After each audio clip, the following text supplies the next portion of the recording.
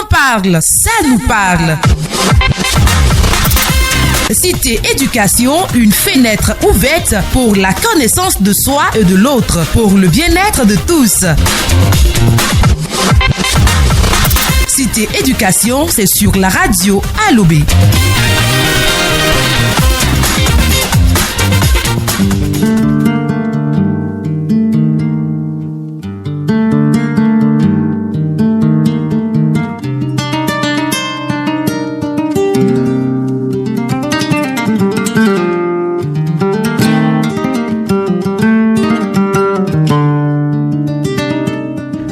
Le plaisir est toujours le même de vous retrouver les après-midi du jeudi 14h30, 15h dans ce programme de Cité Éducation sur Radio Alobé, la chaîne de l'excellence qui se veut toujours plus proche de vous.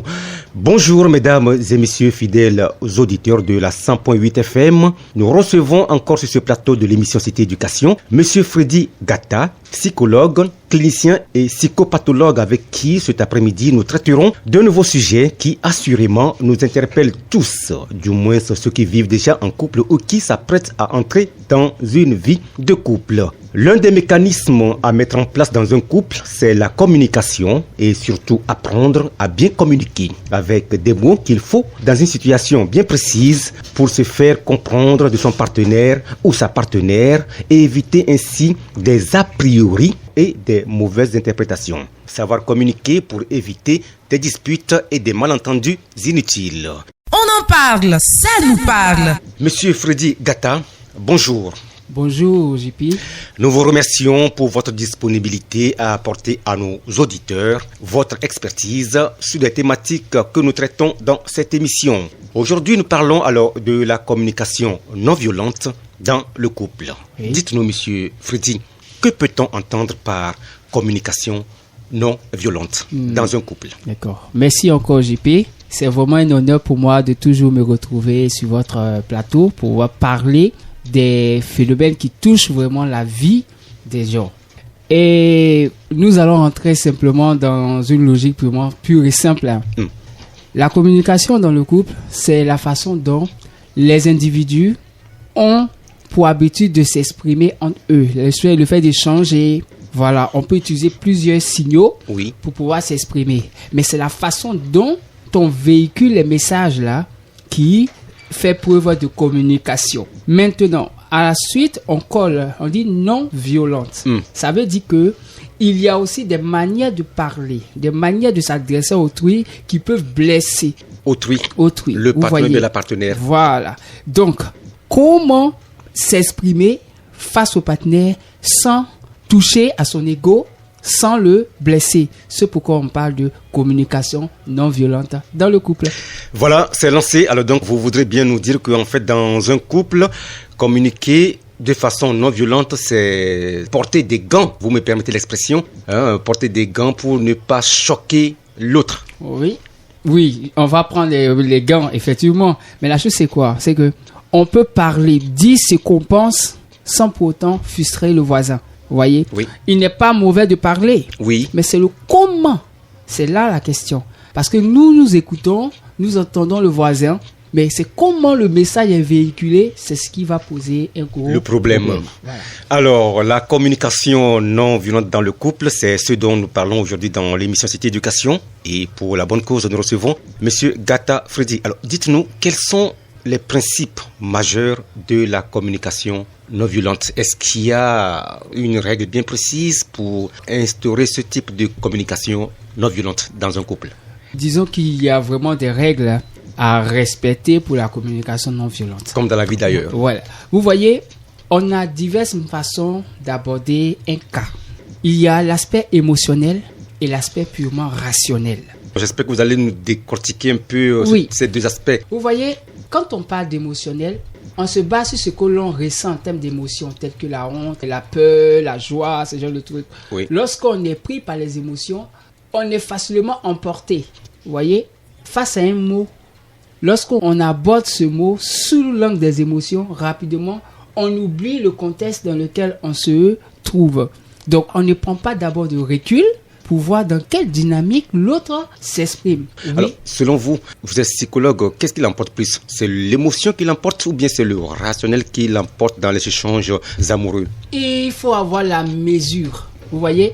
Parce que si vous n'êtes pas émotionnel, vous ne pouvez pas être empathique.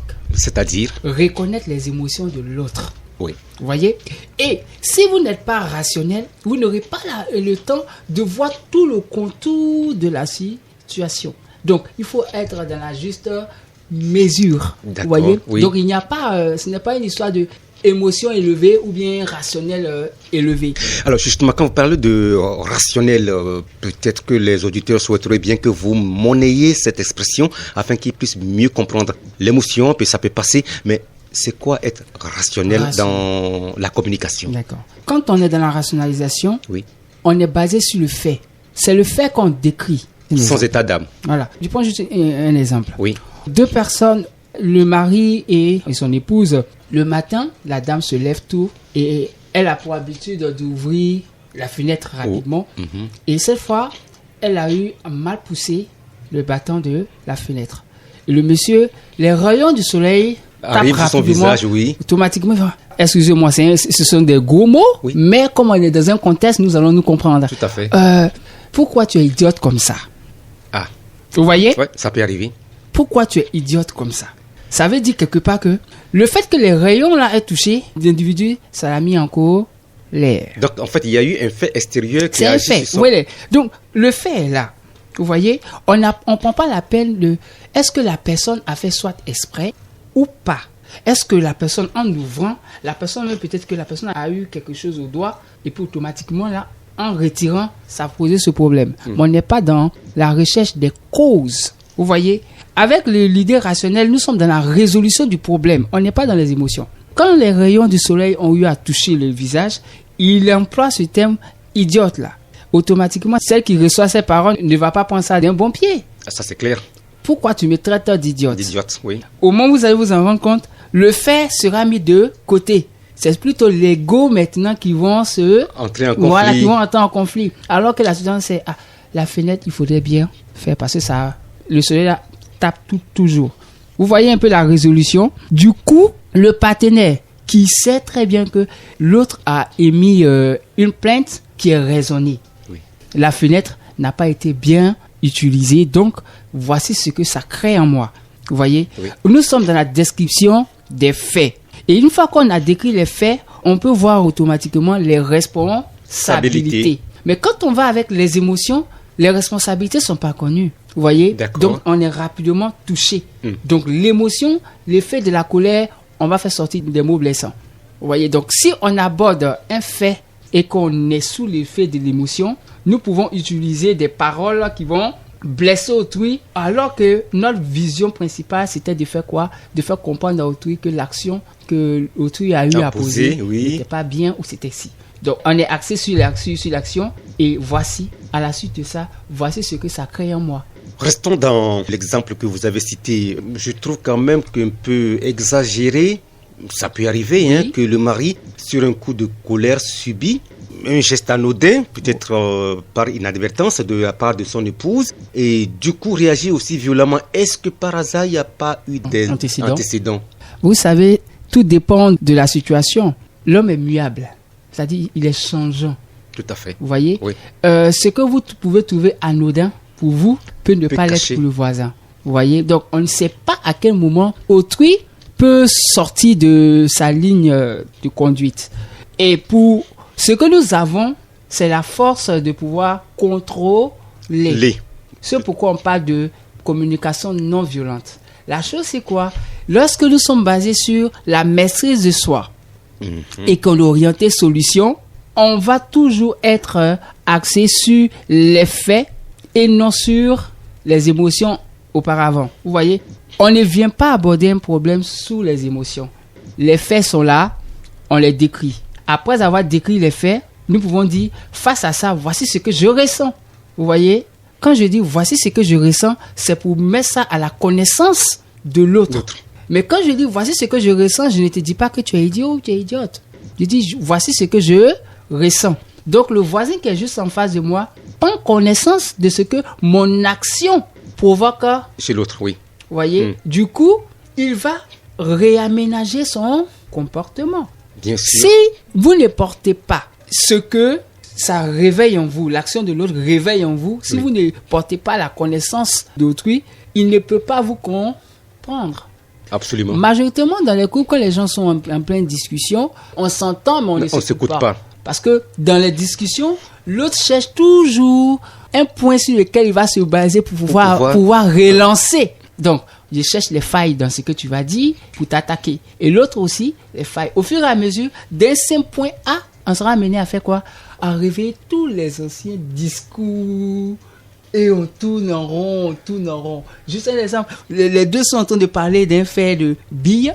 Au moment où on s'en rend compte, les parents qui sont au village là, le nom. On va citer ça ici. Mais on est sorti du contexte carrément. Carrément, bien sûr. Parce qu'on n'est pas orienté sur les faits qui sont juste là. Qu'est-ce qui va emmener là-bas? Ce sont les paroles. L'autre se sentira toujours blessé. L'autre se sentira toujours diminué. Donc, pour pouvoir guérir cela automatiquement, je réponds. En fait, on cherche forcément un mobile pour faire du mal à l'autre. À l'autre, voilà. La communication non violente dans le couple, c'est le thème de la présente émission Cité Éducation de ce jour. Et nous en parlons avec M. Gata Freddy. Monsieur Freddy, les choses ne sont pas aussi simples que ça. Hein. Oui. La vie à deux, on le sait, n'est pas un long fleuve tranquille où tout est rose et calme. Mais il arrive des situations où les partenaires sont dépassés par un événement. Et vous venez de le dire. Et à bout d'arguments, on est poussé par je ne sais quoi, mais la perte de contrôle survient. Où on est poussé à dire des choses horribles à l'autre. C'est humain, à mon avis. Ressenti la colère, ressenti la joie, c'est humain. Cela montre que nous avons un côté sensible, nous. Oui. Vous voyez, quand on se met ensemble, c'est qu'on doit s'accepter mutuellement. Mais s'accepter mutuellement, c'est que toi, c'est-à-dire le partenaire, oui, tu dois être celui qui va emmener l'autre à s'améliorer. C'est vice-versa. D'accord. La femme emmène son partenaire à s'améliorer. Comme le partenaire, il est emmené aussi à améliorer aussi la femme. En fait, on est amené à se serrer les coudes. En fait, c'est cela. Entre dans une logique de compréhension mutuelle. Je prendrais par exemple le partage. Quelqu'un qui n'aime pas partager ne peut pas se mettre en couple. Parce que le principe de base même du couple, c'est le partage. Vous voyez? Je ne peux pas être en couple et puis vouloir faire passer à coup sûr seulement que mes convictions. Vous voyez? Je ne peux pas. C'est toujours moi qui ai raison. C'est toujours moi qui ai le dernier mot. C'est pas possible. Dans ce cas, on ne se met pas en couple. Hein. Vous voyez? Parce que le couple est un processus aussi de socialisation. Oui. Si tu es capable de te socialiser, alors tu seras en couple en fait. Il est très difficile pour des personnes qui ont du mal à se socialiser d'être heureux dans le couple. C'est pas possible. Parce que il y a la notion de partage. Or, qui dit partage, ça veut dire que je vais faire des sacrifices. Essayer de perdre ce que j'ai de plus précieux et de donner aussi au voisin. Et le voisin également aussi en fera de même. Donc, le couple même n'est rien d'autre qu'une formation de compromis de façon continue. À tout instant dans un couple, il faut ce ne sont rien que de compromis. Ce ne sont rien que de compromis. Donc, ça veut dire quoi? L'autre est ma boussole. Quand je dois m'énerver, mais c'est pas l'autre qui va c'est pas sur l'autre parce que j'ai décidé d'être en couple avec l'autre. Donc, face à l'autre, je suis censé maîtriser mes nerfs. Ce n'est pas l'autre qui est maître de vos nerfs. Vous voyez? L'autre n'est rien d'autre que l'élément de mesure pour pouvoir maîtriser vos nerfs. Et une fois que vous arrivez à excéder en termes de colère, ça veut dire qu'il y a un problème. Je retiens de votre intervention deux choses. Dans un couple, le partage, c'est fondamental. Et la deuxième chose, c'est l'autre est l'élément de mesure de mes nerfs. Oui. C'est-à-dire qu'il faut savoir se contrôler soi-même d'abord. Soi-même. Que pensez-vous de cet adage qui dit que la difficulté dans le mariage est que nous tombons amoureux d'une personnalité, mais nous devons apprendre à vivre avec un caractère. D'abord, est-ce qu'il est possible quand même qu'on puisse connaître quelqu'un à fond avant de pouvoir s'engager? D'abord, le thème couple ne veut pas dire forcément mariage. Oui. D'accord? D'accord, oui. Ok, je donc, vous le conseille. C'est vrai. D'accord. Oui. Maintenant, la chose c'est que on se met ensemble pour être meilleur. Ça veut dire qu'il peut arriver que l'autre puisse faire des sorties. Mais il revient à l'autre de se mettre toujours au-dessus pour, quand deux personnes marchent ensemble, c'est pour que quand je tombe, le voisin puisse m'aider à me relever. Ça veut dire que moi aussi, je peux aussi vous relever. À le relever. Voilà, mais c'est pas quand vous allez tomber, je vais regarder et puis faire partie de ceux qui se moquent. Dans ce cas, on ne se connaît pas. Mais on ne peut pas finir de connaître l'homme, seulement que on s'entend. Et comme le dit certains penseurs, c'est que on parle de contrat social. Vous voyez, quand on se met ensemble, c'est un contrat. Développé par Jean-Jacques Rousseau. Exactement, j'ai pas voulu citer son nom, mais c'est un contrat qu'on tisse.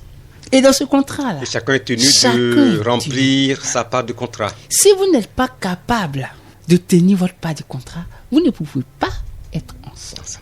Oui. Laissons les discours de ouais, on va faire bon et on va montrer le bon visage et qu'on sort. Mais c'est un contrat. Quand je suis seul et que j'ai pas de partenaire, j'ai mon comportement à moi. Mais si j'ai ma partenaire, je n'aurai pas le comportement à moi. Parce que je ne vis plus pour moi seul. Je vis pour deux. Donc, c'est un contrat. On sait qu'on va se fâcher. Il va arriver des moments où on va s'énerver comme ça. Mais ce qui doit nous séparer là ne doit pas être plus élevé que ce qui nous unit. Merci beaucoup, Monsieur Gata Freddy. Si vous venez de prendre cette émission en cours, sachez que nous traitons d'un sujet pertinent qui engage tout le monde, qu'on soit marié légalement ou pas, mais qu'on vive en couple à deux. La vie à deux n'est pas chose aisée et il peut arriver justement qu'on sorte de son gond et dit des choses, des insanités à l'endroit de son partenaire ou bien sa partenaire. Alors, M. Freddy Gata, il est là sur ce plateau pour nous apprendre, nous instruire sur justement les mécanismes à mettre en place pour éviter des propos désobligeants, violents qui peuvent nuire beaucoup à nos vies de couple. Mais alors, M. Gata, est-ce qu'il est vraiment possible d'envisager un couple au sein duquel il n'existera pas, ne serait-ce qu'une seule fois, une situation où on va être poussé à bout et le mot fatal, blessant pour l'autre va sortir. La vie à deux n'est pas quand même un conte de fées. Je suis navré de lui dire, mais ça n'existe pas. Tout couple rencontre des moments de tension, on va dire. Parce que c'est comme les dents de scie. Ouais. Mais quelles que soient les formes de ces dents de scie, ce sont ces dents-là qui donnent la forme des tables, des tabourets qu'on rencontre. Et vous voyez, le produit fini ne transmet pas les traces des dents de scie. Donc ça veut dire que dans le couple, il peut y avoir des hauts et des bas. Seulement que on a des méthodes pour pouvoir aller de l'avant.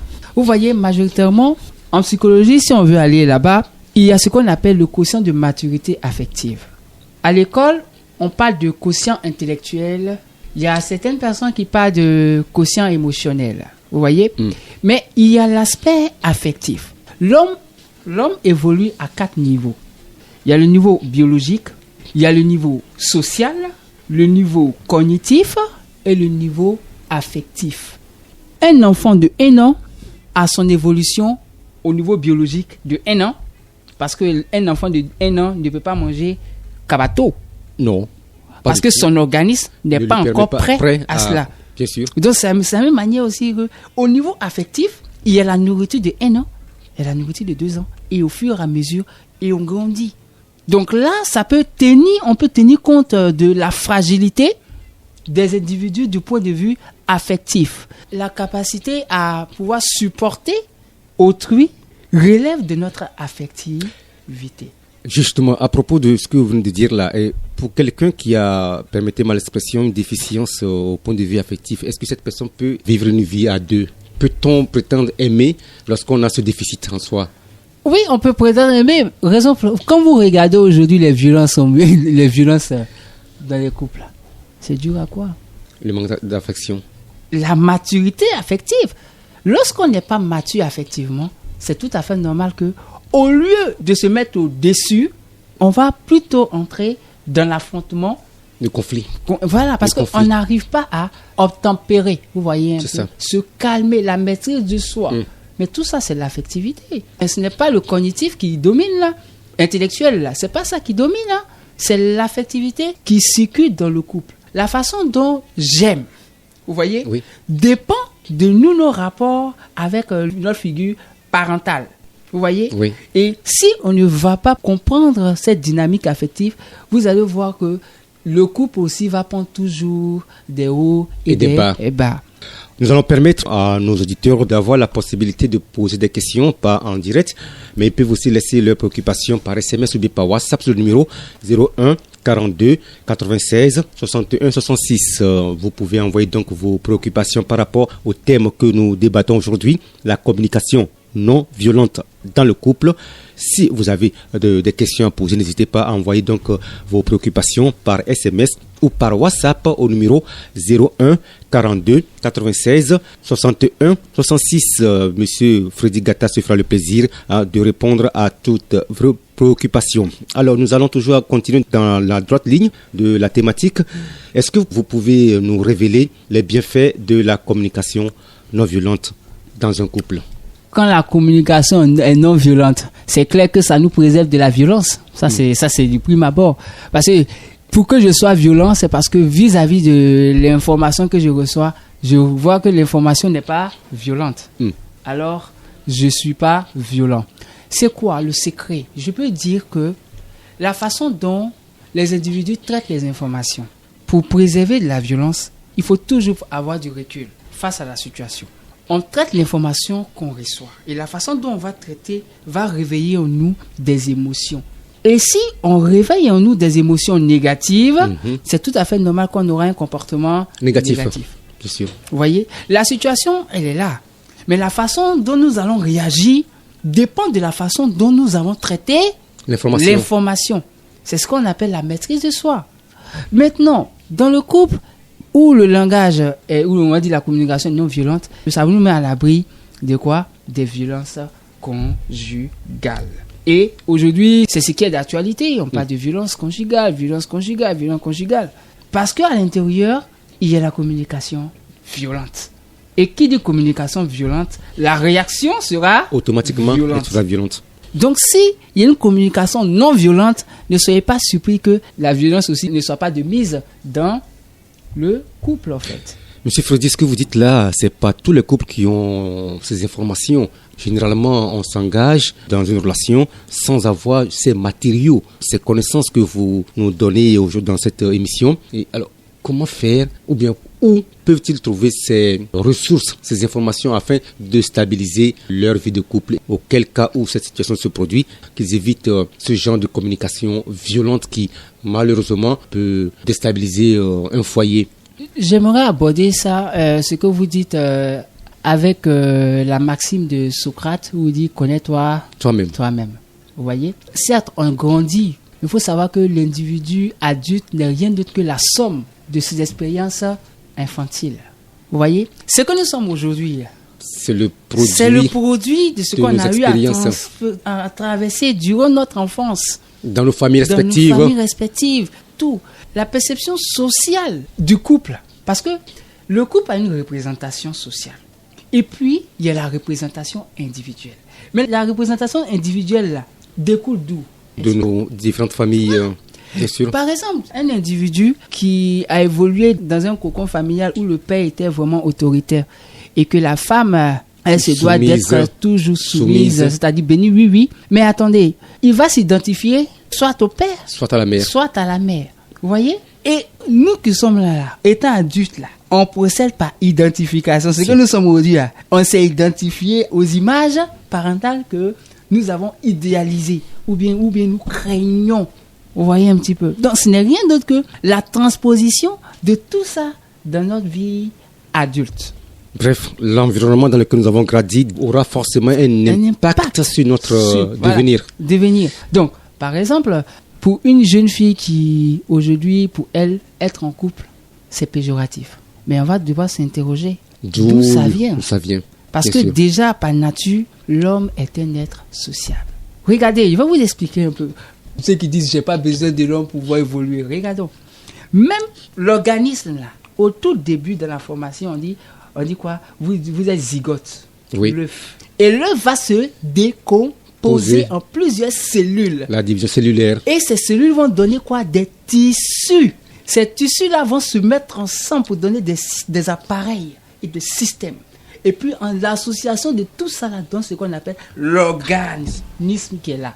Donc, dire que je suis seul, c'est pas possible. Mais la chose, c'est quoi? On veut évoluer seul en fonction des expériences qu'on a eues à vivre.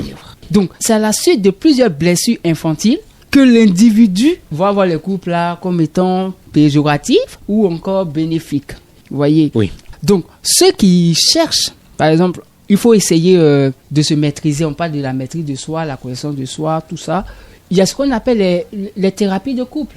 Ce n'est pas dans la culture de l'Africain et puis aussi de l'Ivoirien d'aller consulter des psychologues parce qu'ils se disent que qu'est-ce que le psychologue va faire. C'est ça. Mais ce qu'on ne sait pas, c'est que la vie que nous voyons n'est rien d'autre que la partie visible de l'iceberg. Mm-hmm. Vous voyez? La plus grande partie, elle est enfouie. Elle est enfouie. Mais c'est la partie enfouie là qui a fait couler le Titanic. Vous voyez? Donc, on fait des thérapies de couple. Je suis par exemple beaucoup colérique. Bon, ça se gère en fait. Vous voyez? Oui. Ça se contrôle. La colère, ça fait partie des émotions. C'est une réaction normale, primaires. Elle est humaine, oui, bien sûr. Mais on peut la canaliser. On peut la canaliser. La colère, on n'est pas colérique. On devient. Tout ça par quoi? Par les frustrations qu'on rencontre. Durant toute sa vie. Parce qu'un enfant qui vient nouvellement au monde, il ne ressent ni haine, ni amour. Il est là comme ça. Maintenant, c'est l'environnement, là, les signaux, là. Quand ça lui crée du déplaisir, alors il commence à avoir peur, il commence à éviter certaines choses et qu'on sort. Mais quand ça lui procure du plaisir, il va vers.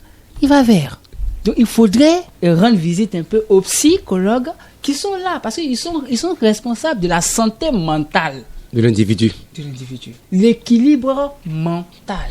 Aujourd'hui, quand on parle de violence conjugale, bon, c'est un problème. La personnalité de l'individu. Je prends par exemple, chez nous, il y a des personnalités qu'on dit personnalité paranoïaque, personnalité schizophrénie, schizoïde, il y a des personnalités obsessionnelles, tout ça. Quand tu ne sais pas de quel type de personnalité tu es fait, comment tu peux t'adapter à autrui? Quand Socrate dit connais-toi toi-même, ce n'est pas en vain. Il nous renvoie en fait à nous découvrir quel type de personnalité nous dégageons en fait, oui. Mais pour que vous puissiez le savoir, allez-y, vous pouvez consulter. Si on veut partir dans l'angle du mariage, c'est deux personnalités qui se rencontrent. Mais je ne sais même pas de quel trait de personnalité mon voisin a hérité. Moi aussi, je ne sais même pas qui je suis. On va juste remplir des formalités, faire les bénis, oui, ou bien faire semblant. Mais quand on sera confronté à notre véritable totem, c'est là que vous allez dire, je t'ai pas connu comme ça. Mais pourquoi le thème va sortir, je t'ai pas connu comme ça? C'est là le problème. Merci beaucoup, Monsieur Gata Freddy, pour ce long développement. Je rappelle le thème de l'émission d'aujourd'hui, la communication non violente dans le couple. Comment y faire face et surtout comment y remédier. C'est justement la raison d'être sur ce plateau de Monsieur Freddy Gata, qui est psychologue, clinicien et psychopathologue. Nous allons lentement comme ça vers la fin de cette émission. Alors, dites-nous, qu'est-ce qu'on peut bien pouvoir faire pour ne pas entrer dans la communication non violente dans un couple? Je l'ai dit au départ, j'ai dit que quand on est en face d'un phénomène, d'une réalité, d'une situation, il faut aller sur les faits. Décrivons au préalable les faits. Maintenant, quand on a fini de décrire les faits, le voisin qui est en face sait ce qu'il y a comme fait. Alors, à la suite, on peut mettre les émotions pour dire voici ce que ça a provoqué en moi. Le voici ce que ça a provoqué en moi, ce n'est pas dire à l'individu tu es idiot. Voici ce que ça fait faire, voici ce que tu as fait faire. Quand c'est comme ça, voici ce que j'ai ressenti. Ça m'a blessé. Je parle que de moi. En aucun moment, je dis que c'est toi qui l'as fait, mais je dis l'action là. Voici. Et voici ce que ça a créé en moi. Donc, s'il te plaît, est-ce qu'on ne peut pas changer? Mais si je vais aborder le problème autrement. En fait, si je vous comprends bien, il faut plutôt prendre le contre-pied en installant une communication douce. Douce. Mais les faits sont là. Parce que si je viens avec les émotions, et puis je viens directement, parce que si je me sens blessé, un animal blessé, il se défend. Peu importe ce qu'il va trouver dans l'environnement, il va l'utiliser contre l'agresseur. Absolument, oui. Donc, c'est un peu ça qui crée un peu ces violences-là dans les couples, en fait. Mais voici les faits. D'aucuns diront que mais le partenaire ne veut pas écouter. Mais oui, s'il n'a pas écouté, c'est pas en toi aussi rentrant dans son jeu, voilà, que vous allez vous écouter. on laisse passer. Donc, il y a des manières pour pouvoir faire passer son message sans blesser autrui. On décrit les faits. Maintenant, on peut venir dire à la fin, voici ce que ça a provoqué en moi. Et quand c'est comme ça, voici ce que je suis susceptible de faire. Quand c'est comme ça, le voisin ne pourra pas parler. On ne vient pas décrire les faits sur un air de colère. Tu as marché sur mon pied. Réellement, tu as marché sur mon pied. Tu as marché sur mon pied. J'ai eu mal. Est-ce que dorénavant, si tu veux marcher, tu ne veux pas regarder où tu mets tes pieds? Je n'ai pas insulté quelqu'un. J'ai juste dit, voici ce qui est là. Oui. Maintenant, le sujet qui est en face, il ne peut pas dire que je l'ai agressé. Parce que le ton que j'utilise n'est pas un ton de violence. Parce que c'est la manière de dire. Le ton. C'est le ton, en fait. Et justement. dans le ton, il y a l'émotion. Évitez d'aller trop dans sur l'émotion. Les émotions. Sinon, le voisin va réagir violemment. Et vous, après, vous allez suivre aussi dans cette violence. Et le cercle de la violence sera là. Communication non violente dans le couple, c'est le thème que nous avons débattu aujourd'hui. En somme, pour éviter la communication violente, nous devons apprendre à communiquer autrement avec des mots bienveillants. Chercher à comprendre son ou bien sa partenaire. Il faut être toujours dans une attitude de compréhension. Et de compromis, vous avez dit. Voilà. Non, le compromis, c'est dans le dynamisme. Ça, c'est pas un problème. Mais si on est ensemble, c'est parce qu'on sait déjà qu'on va faire des compromis. Donc, si on sait qu'on n'est pas capable de faire des compromis, laissons. Monsieur Freddy, votre mot de fin? Le couple, c'est une équipe. Et ensemble, on peut faire de bonnes choses. On est appelé à partager nos nuits. Soyons bienveillants vis-à-vis de l'autre. Évitons d'utiliser des langages violents. Grossiers. Même si on veut être violent, il faudrait que ce soit dans la rigolade. Parce qu'on peut pas au moins se taquiner.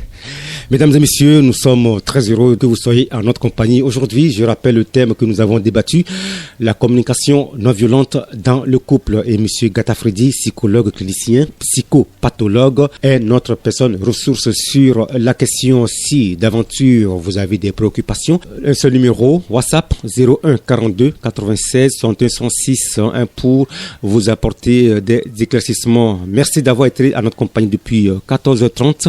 Jean-Pierre Arissia devant ce micro. À la mise en onde, Franck Cassi. Nous vous donnons rendez-vous la semaine prochaine pour notre numéro de Cité Éducation. Au revoir. On en parle, ça nous parle. Cité Éducation, une fenêtre ouverte pour la connaissance de soi et de l'autre, pour le bien-être de tous. Cité Éducation, c'est sur la radio Alobé.